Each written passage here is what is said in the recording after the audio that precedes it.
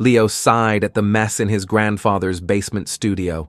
Dust clung to forgotten canvases, and the scent of turpentine lingered in the air like a ghost refusing to leave. His half-formed sculpture towered before him, a hulking mass of clay without life or meaning. He nudged a chisel against its surface, but the weight of his grandfather's legacy pressed heavier than the tool in his hand. The old man had been a legend, a muralist whose sprawling works still clung to the city's crumbling walls, though their colors had long since faded. Leo, meanwhile, was just a sculptor who hadn't finished a piece in months. Frustrated, he turned to the battered desk in the corner, rummaging through old sketches and dried-up ink pots. He wasn't sure what he was looking for until he found it. A journal, its leather cover cracked, its pages yellowed and scrawled with looping script. "Awakening the Spark," one heading read. The notes beneath were half poetry, half instruction, referencing rituals and circles and something about fire needing to be fed. Leo snorted. "Grandpa, you were either a genius or completely nuts." Still, he was desperate. Maybe a bit of nonsense was exactly what he needed. From the shelves, he gathered materials, a ring of salt around the workbench, oil lamps flickering at the edges of his vision.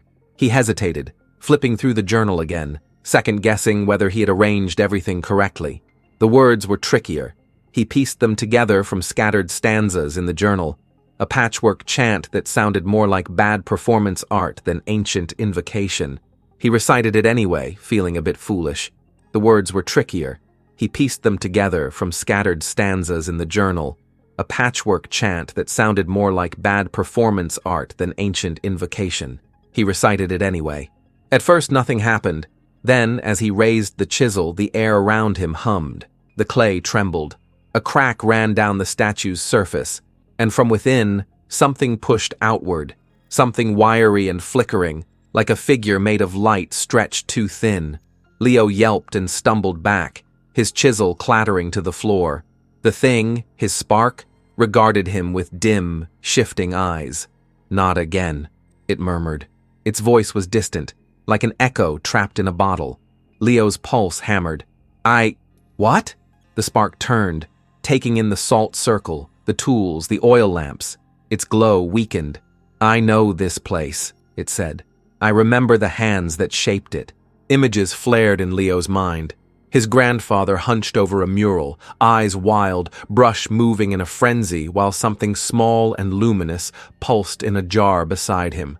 The murals, Leo realized, had been more than paint. His grandfather had siphoned something into them, draining this thing, this spark, until the city's walls bore its light, and it had nearly faded away. Leo swallowed hard. "He trapped you."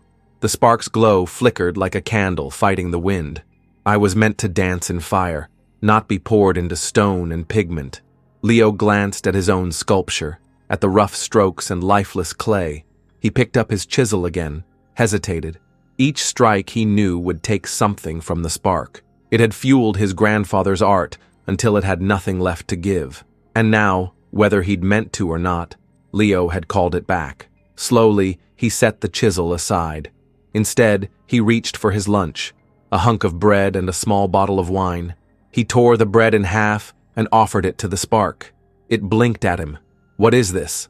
"A truce." Tentatively, the spark reached out, its light wrapping around the bread. It didn't eat exactly, but as the crumbs crumbled in the air, its glow brightened. Leo exhaled. "You said you were meant to dance in fire. If I name you, I can set you free, right?"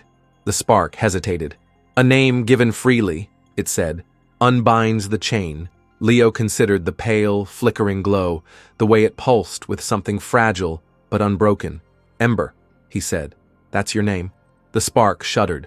The air crackled. The salt circle broke apart as Ember's form wavered, light coiling back into the clay like a breath drawn deep. "I will return," it whispered. And then, it was gone. Leo sat in the silence that followed, staring at his unfinished sculpture. The towering figure now seemed wrong, too grand, too impersonal. He reached out and with slow, deliberate movements reshaped the clay. It became smaller, softer, a form that spoke, not of grand legacies, but of something gentler, something alive. By the time he finished, dawn was creeping through the basement window. He stepped back and smiled. The sculpture, for the first time in months, felt right. Not his grandfather's work, his own.